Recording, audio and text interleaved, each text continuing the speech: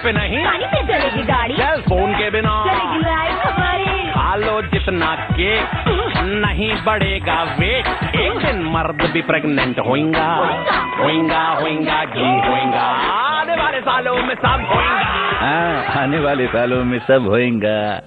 अरे लेकिन ये सब देखने के लिए कौन होएगा? ग्रीन प्लाईवुड होएगा जी, ऑलवेज होएगा। Hello and welcome to this special episode as we look into 2012 on the agenda for renewal. I'm your host Shelly Chopra to take you through the next half an hour of a very crucial debate. Well, India is clearly stuck in the crossfire of a global crisis on one hand, a corruption conundrum on the other. India Inc.'s who's who have put together with what is likely to be their priority list to help change India, reset the India story and bring back growth on track with the promise of uplifting poor, improving education, healthcare and even making livelihood and business wholesome back on track. We're joined by a very special set of guests. Harsh Mariwala, the president at FICCI, Vinita Bali of Britannia, Harsh Goenka of the RPG Group and Swati Piramal at Piramal Healthcare. Thank you very much all for joining us. Let me first ask you, Mr. Mariwala, part of FICCI as a president, what do you think? 2012, year of hope or year of disappointment? I wish I had the right answer. I think a lot depends on what happens globally as well as what happens in India in terms of the reforms journey. But as of today, all the signals point out to be not looking so good. Okay, a short one from you there really, but the road ahead suddenly looks a little tedious, difficult for anyone to take that. Mr. Goenka, 2012, for better or for worse? Well, I'm cautiously optimistic about the next year. We have a lot of challenges ahead. As we know, exports, in spite of the devaluation, are waning. Inflation is at an all-time high. Decisions are at the government level are not being taken. Income disparity is becoming more and more wide.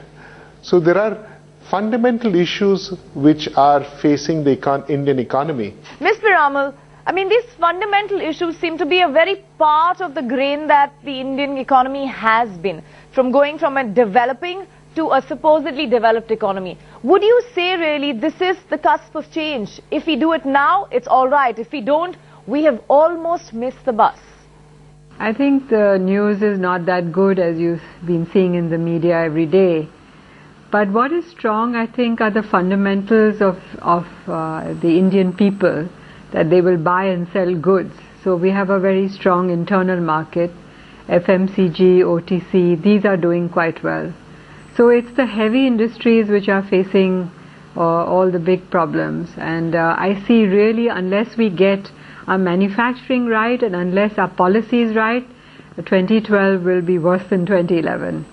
Okay, so you're giving your word it could be worse if things do not get back on track, certainly from a policy perspective. Vinita Bali, what Swati Piramal pointed out, FMCG, OTC are doing well, but at the same time there are harsh economic realities on the cost side that have to be looked at for. What are you really bracing for? I think what we need is optimism and hope within a harsh economic reality. I think we can't run away from the situation that we find ourselves in India, as well as how we are connected with the rest of the world. And we've got to face those issues both from a demand side as well as a supply side. But, you know, we have to have the resolve and the determination and the optimism to know that we can and we will find a solution. Yes, there are certainly solutions being looked at, but let's actually get the set of views that I'm getting, a mixed bag clearly among the four of you. Ms. Piramal, if I were to get into the fabric of the state of the economy today, what is India Inc. fearing the most? What do you think is an immediate need to change consumer sentiment? I think it's the uncertainty that India Inc. hates. It doesn't like the rupee going up and down. It mucks up all our budgets, all our plans, our manufacturing. And the most important thing, that most people are not investing. They're not investing for tomorrow. That means I'm not putting up a new plant today so that I get production tomorrow. And that's why I think manufacturing will recede if we don't conquer this uncertainty. And also, you know, what are the steps? I think we have to get our policy straight. I want to say a word about pharmaceuticals, which I know the best. I mean, we are going in a retrograde policy where people are liberalizing, where people are going forward. We are going back to controls and price controls and more controls. And that really hurts the industry. I know of no other country in the world which sort of, handcuffs its own people, its own scientists. Policy is something that everyone in India Inc. wants to emphasize on. Mr. Mariwala, do you agree with Ms. Piramal? Policy is key and we need changes there in terms of reform steps from a government standpoint? I think multiple reasons, I think first of all, any human being doesn't want to live in a vacuum, and whenever there are vacuums, either because of inability to pursue reforms or inability to take certain decisions relating to certain projects or certain energy linkages, there is a high degree of anxiety what's happening. And I think that is compounded by some delays and some setbacks, especially in case of FDI and retail, where there was some hope and there was some degree of overall feeling that the reforms are moving forward, but that setback itself is added to this kind of perception. Isn't that true that many are saying 2 steps front, 4 steps back? That's the situation India is in. Mr. Mariwala, let me quickly get from you, since you're part of FICCI and you've recently had a budget meeting with the government, what do you read into the response of the government on the industry's demands? I mean, haven't you all put out missive after missive? What kind of response have you got from them? I think so far they are still busy battling their internal issues with alliance partners as well as with opposition parties. So to that extent, I think the response is much slower than what we expected. But there is, I know that in many quarters of the government circles, there is high degree of concern and willingness to move forward. I think the key thing is to identify which are the reforms, which are the areas where the government can work on its own and move forward rather than being dependent and getting held back by either the opposition parties or some alliance partners. The politics at play, and that's what everyone's beginning to now accuse the situation in the Indian government today, is that not only do we have elections coming up, we're just not able to take a decision with the allies. And that's the point Mr. Mariwala has just made. Ms. Piramal, do you also believe that there's sort of the fabric of the government is suddenly torn? There's a dichotomy within the government, within the Congress as well, where parties that do not want to participate in the larger party interest. How do you read into the political play? I hear too many different voices with lack of clarity. For the Indian industrialists, we don't know whether we should invest, whether the rupee will change, whether the laws will change. If the laws change and then you're planning, to invest, let's say in a big project, you need land, you need clarity in the environment, you don't invest till you get clarity, and that is going to hurt us maybe a few years down the line. Well, that is the point that India Inc. has been making. Today, we do not have clarity, we don't have consistency. Now, so far, we've been looking at India as a market that's doing relatively much better than the rest of the world. So the question then is, have we sort of whiled away this opportunity? Mr. Harsh Goenka, has India given up the growth edge during this crisis? I do hope that good sense will prevail between the political parties. The present government will be able to take their allies along, and more important than that is the opposition along. And it is important for the opposition not to literally take the word opposition and oppose for the sake of opposing, but I think what they have to see is look at the larger, broader interests of the nation.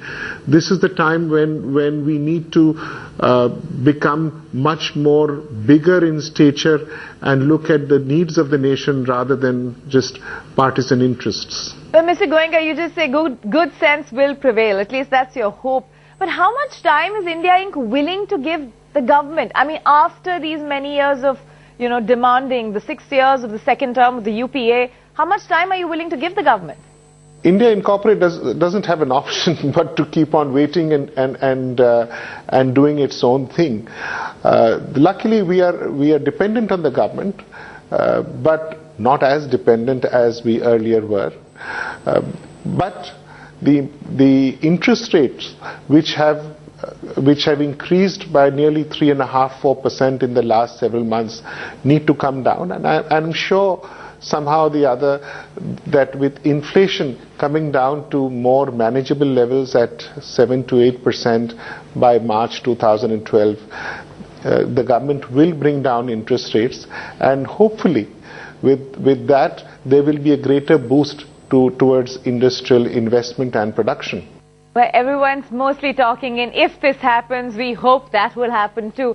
Ms. Bali, we talked about interest rates with Mr. Goenka just now. Now, the fluctuating rupee has been of serious concern. High commodity costs, and they mean, they're sort of similar in your business. It's sort of a complicated mix for an FMCG company, a biscuits company. How are you dealing with such challenges beyond just the optimism that you may carry? Take something as simple as fuel cost going up.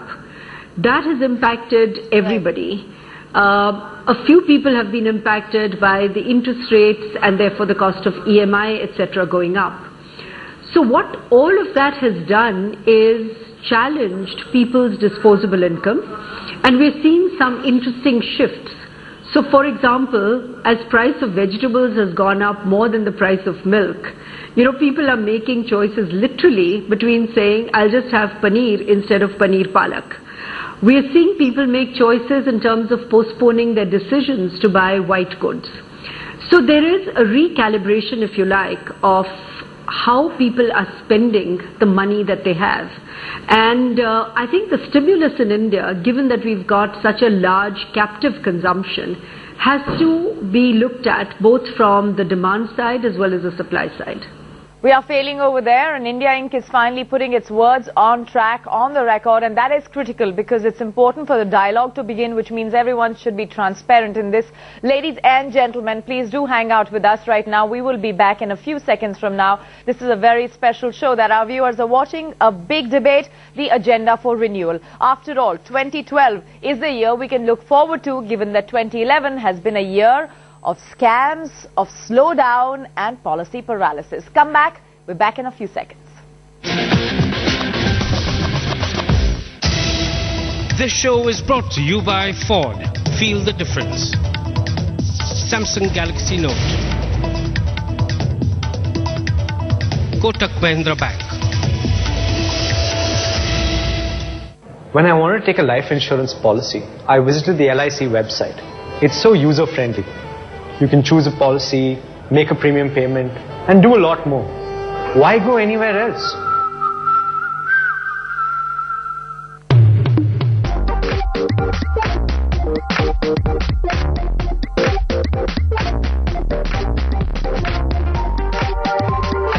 New Nokia Lumia 800.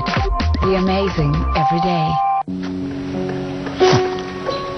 कब से कह रहे हैं? बस 6 महीने में बन जाएगा। बन गया ड्रीम होम। एक चीज मैंने सीखी है, भरोसा उसी का जिसकी गारंटी हो। जैसे GMI प्लान, ये देता है निवेश की रकम को दुगना करने की पक्की गारंटी। बजाज एलियंस, जियो बेफिक्र।